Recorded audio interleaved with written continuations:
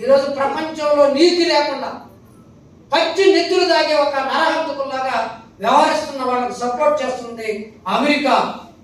అది మనకి ఉక్రెయిన్లో అయినా లేకపోతే ఎక్కడైనా కూడా అదే పరిస్థితి చేస్తుంది, ప్రోత్సహిస్తాము. ఎందుకు మీరందరూ ఇక్కడ అర్థం చేసుకోవాలి. ఎందుకంటే అమెరికా యొక్క ఆదాయంలో 40% ఆయుధాల నుంచి వస్తుంది. వ్యాపారం చేసేవాడు కాబట్టి అమెరికా ఆదాయం పెరగాలన్నా, ఆర్థిక వ్యవస్థ నిలబడాలన్నా, సంక్షోభంలో కాకపోతే తప్పుకోవాలన్నా ఆయుధాలు వినియోగించాలి. తయారు చేసుకుని గమనించేట పోగొట్టుడికి అదేదో అంటారు కదా, గమనం ఉండదు. తుపాకీ ఇస్తే ఏ పిచ్చుకుని కాలుద్దామా, ఏ లేదంటే దేవుడికి కప్పడితే దాన్ని కాలుద్దాం, చక్కెర కాలుద్దామా, లేకపోతే పక్షులు కాలుద్దామా అన్నట్టుగా అమెరికా ఈరోజు తన యొక్క తయారు చేసుకున్న ఆయుధాలను చేయడం కోసం మాట్లాడతాం.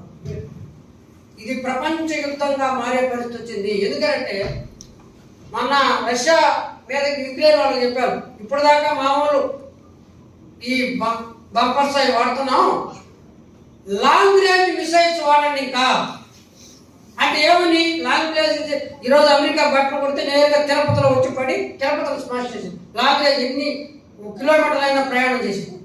ఇది వాడితే ఏమవుతుంది చెప్పింది రష్యా కూడా చెప్పింది. అవి వాడితే ఏం చేయాలో నాకు కూడా బాగా తెలుసు అని చెప్పేసి. రష్యా దగ్గరికి ఏమో లేవా, అమెరికా వాడి దగ్గరే కదా ఇప్పుడు అణ్వాయుధాలు ఉన్నాయి. చూసాం కదా హిరోషిమా నాగసాకిలో ఎంత దుర్మార్గం, ఎంత అన్యాయం. ఇప్పటికీ వికలాంగులు, బుద్ధిమాని వాళ్ళు, లేకపోతే కాళ్ళు చచ్చిపోయి కళ్ళు కనపడక ఇప్పటికీ పుడతా ఉన్నారు కదా దాని ప్రభావంతో. ఇంత మాత్రం ఇది లేదా? ఇది చాలా దుర్మార్గంగా జరుగుతూ ఉంది. దాదాపు మీకు అర్థం కాదు, మనకి 90% మంది నిర్వాసితులు అయిపోయినారు. గాజాలో అడుగడుగున 90% మంది నిర్వాసితులు అయిపోయారు. మనం ఇక్కడ విజయవాడలో 3 రోజులు కరెంట్ లేకపోయే లోపల నీళ్లు వచ్చేసి అచ్చరాకుతలు అయిపోయింది. సంవత్సరం వాపుగా కరెంటు లేదు, వైద్యం లేదు, అక్కడ తిండి లేదు, తినడానికి తిండి ఎవరన్నా పెడతామని చెప్పేసి అంతర్జాతీయ సంస్థలు వస్తే వాళ్ళ మీద కూడా దాడి చేసి రానికుండా ఆపేస్తున్నాం. ఐక్యరాజ్య సమితి ఎవరే యుద్ధం చేస్తే మీరు సాగుతామంటారా, కనీసం తిండన్నా వాళ్ళకి పని ఏంటంటే తిండి కూడా పనికుండా ఆపుతున్న ఒక నరహంతకులు ఎవరైనా ఉంటే ఈరోజు ఇజ్రాయెల్ అమెరికా నీడలో జరుగుతుంది. మనం అర్థం చేసుకోవాలి. ఈ యుద్ధం ఏమన్నా ఇప్పుడు మామూలు యుద్ధ నీతిలో ఏంది, చేతులు పైకి ఎత్తేస్తే కాలకూడదు, చేయకూడదు అని చెప్పేసి యుద్ధ నీతులు కొన్ని ఉన్నాయి. ఆ యుద్ధ నీతి కూడా పాటించడం. చివరికి ఐక్యరాజ్య సమితి అంతర్జాతీయంగా మనకి ఏదైనా ఇప్పుడు ఏదన్నా గొడవ జరిగితే పోలీస్ స్టేషన్కి వెళ్తాం, ఇంకా ఏదైనా సివిల్ కేసులు అయితే కోర్టుకి వెళ్తాము, లేదు ఇది కాకపోతే హైకోర్టుకి వెళ్తాం, హైకోర్టు కాదు సుప్రీంకోర్టుకి వెళ్తాం. ఆ సుప్రీంకోర్టులో కూడా మనం న్యాయం ఆడైపోతాం.